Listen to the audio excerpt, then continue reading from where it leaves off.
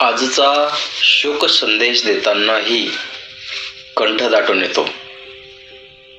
खरं म्हणजे वाळूज गावच्या इतिहासातील आजचा हा काळा दिवस म्हणावा लागेल.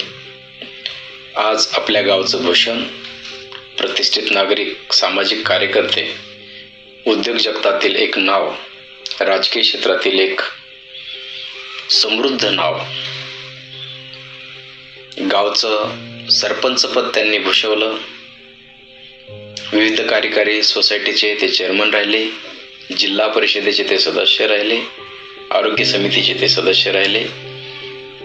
असे ज्येष्ठ नागरिक मुकेश कुमार बोहरा यांचं आज हृदयविकाराने दुःखद निधन झालं आहे आणि त्यांच्या अंत्यसंस्काराच्या निमित्ताने या ठिकाणी